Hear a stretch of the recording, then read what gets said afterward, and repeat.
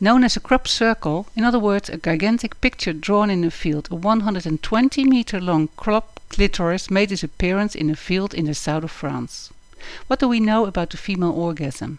As sexist and humiliating comments are in the headlines and are being debated, what's its purpose and how does it work? It is this fundamental and very serious question that has been raised by two sexologists from Montpellier. They held an event to raise awareness about the clitoris.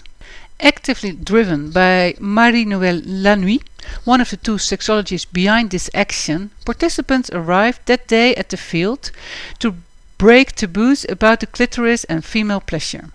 They posed for a very explicit photograph, positioning themselves along the border of the clitoris glands to represent the stimulation of its nerve endings.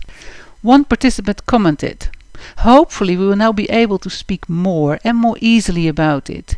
It's not something that is often talked about. Our parents never discussed it with us, especially in my generation." Jean-Claude Piquard, the second sexologist involved, was asked, "Is the clitoris still such a taboo that it is necessary to use provocation by drawing a gigantic representation of one in a field?" He replied, "The clitoris doesn't appear in school books where it should be. It's sometimes named, but its erogenous function is not explained. Young girls do not know about it. It doesn't have the deserved place in the medical realm, and there is a lot of misunderstanding.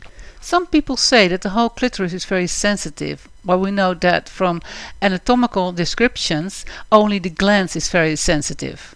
Some people claim that there is a sensitive spot inside the vagina. The nervous irrigation system of the clitoris is fairly known, but very little is known about the vagina's erogenous zones, and there is still a lot of research to do. During my research I found that the natalism movement forbids any non-reproductive sexuality. The key player of the 20th century was Sigmund Freud. Although he wasn't at the origin of that theory, he was the most mediatized person to spread the word. And sadly, this is still an opinion held by some people.